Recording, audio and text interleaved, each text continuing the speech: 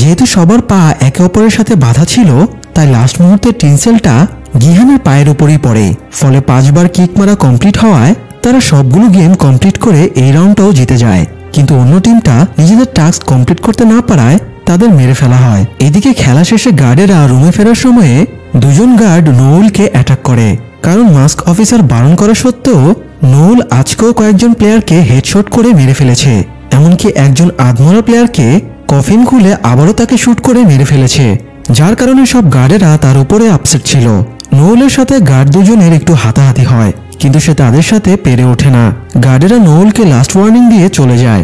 অন্যদিকে প্লেয়ারেরা রেস্ট নিচ্ছিল, তখন গার্ডেরা এসে তাদের দ্বিতীয় রাউন্ড শেষে প্রাইজ মানি ঘোষণা করে। এই রাউন্ডে 110 জন মারা গিয়েছে, তাই এখন প্রাইজ মানি দাঁড়িয়েছে 20.1 বিলিয়নে।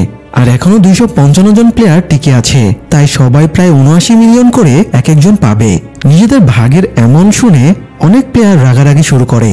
এত কম টাকা দিয়ে তারা সন্তুষ্ট ছিল না। গার্ড তাদের ভরসা দেয় পরের রাউন্ডগুলো থেকে তারা আরো অনেক টাকা কামাতে পারবে। তো নিয়ম অনুযায়ী রাউন্ড শেষে ভোট শুরু হয়। গিহান তার টিমের সবাইকে বলে তারা যেন গেম বন্ধের পক্ষে ভোট দেয়, তাহলে এখান থেকে বেরিয়ে যাওয়ার পরে সে তাদের টাকা দিয়ে সাহায্য করবে। তো কথা মতো টিমের বাকিরা গিহানের কথা মতো ভোট দিলেও তার বন্ধু জুনবে গেমের পক্ষে ভোট দেয়। এদিকে ইয়ংসিকের মা তাকে বলে তাদের দুজনের টাকা এক জায়গায় করে তারা সব ঋণ শোধ করে দিতে পারবে, তাই তাদের ফিরে যাওয়া উচিত। বাকিটা জীবন তারা ক্ষেতখামারি করে সুন্দরভাবে কাটিয়ে দিতে পারবে। তাই তিনি ইয়ংসিককে গেম বন্ধের পক্ষে ভোট দিতে বলেন। কিন্তু ইয়ংসিকের ঋণের ব্যাপারে তার মায়ের কোনো ধারণাই ছিল না।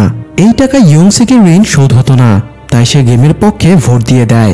এভাবে একসময় ভোটিং শেষ হলে দেখা যায় অধিকাংশ প্লেয়ারই গেমের পক্ষে ভোট দিয়েছে।